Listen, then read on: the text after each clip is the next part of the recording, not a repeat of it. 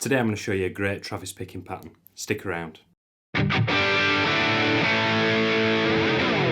Hello everyone, welcome back to Practice Like a Pro, providing you with simple clear guitar tips to help you on your guitar playing journey. So I've got a great little Travis picking pattern to show you that'll go over an E major or an A major chord. Let's get into it. Here's the pattern.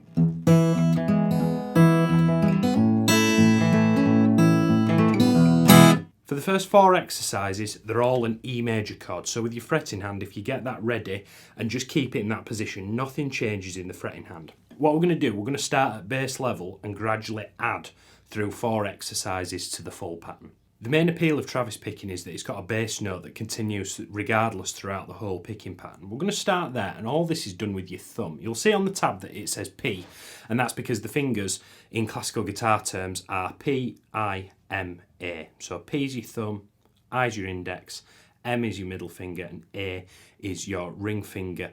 They've got fancy Italian words. We won't get into that today, but you get the idea. To begin with, all we're going to do is pick the E string and the D string. Now, providing you're fretting your E major chord, this is what we're going for. 1, 2, 3, 4. 1, 2, 3, 4. Great Travis pickers have the thumb on autopilot. They're not even thinking about it, and if anything, it's helping them keep the beat and keep the rhythm. So what we're going to do in exercise 2 is we're going to maintain this, but then on beat 2, I'm using my middle finger to pick the open E string. So I've got E, D and E together, high E that is, low E, D. E, both, E, D. E, both, E, D. So again, get that comfortable to the point where you don't really have to think about it before you move on to the next one. And it's crucial that you use your middle finger, and I'll explain in a second why.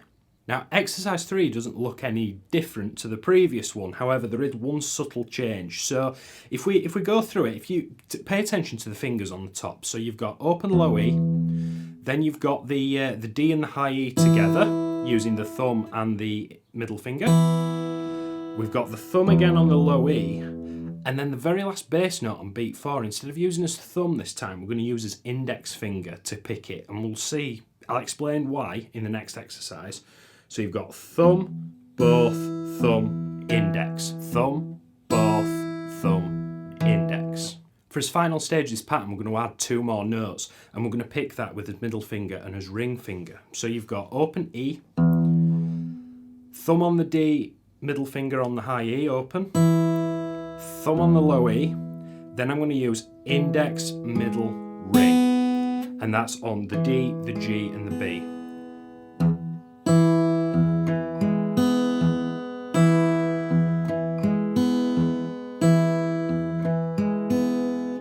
At this point, if you're playing that and it doesn't sound 100%, maybe you just got to go practice it for a little bit and get that kind of autonomous kind of playing going, and muscle memory, I suppose. Or you might be playing the rhythm too straight. If you're going 1, 2, 3 and 4 and 1, 2, 3 and 4 and, I'm swinging it ever so slightly. So instead of, I'm going. Those last 3 notes, I'm just rushing through a little bit more. If you want that kind of Delta bluesy kind of open acoustic blues kind of sound, if you swing a lot of those chords, it'll sound a lot better, but it's completely up to you. So that's his E shape. We're going to add an A major shape in this time. So all we're going to do is the pattern is exactly the same. We just move the thumb to the A string instead of the low E string and change the chord.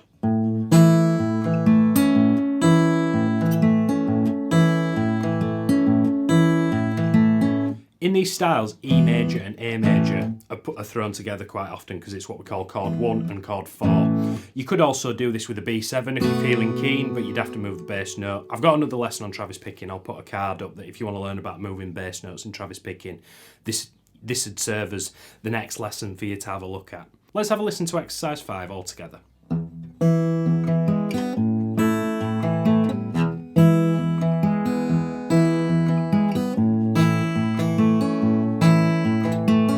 You don't have to particularly do one bar of one bar of the other. If you want to sit on one for a while, then change to get a bit more mileage out of it, that's completely cool. Like I mentioned, you could put the B7 in there and turn it into what we call a 1-4-5 blues progression, but the real purpose of this lesson is just to give you something to go away and practice. If you'd like a hard copy of the tabs that are on screen, please do consider joining us private Facebook group where all the tabs are free for you to download and print out at home. I hope you enjoyed today's lesson. If you did, please let us know what you'd like us to cover next in the comments. If you like what we do at Practice Like a Pro, please do consider subscribing. We upload multiple guitar lessons a week. And if you want to learn something else, including that Travis picking video that I mentioned earlier, have a look at some of those other videos. Thank you very much for watching, and until I see you next time, keep practicing like a pro. Cheers.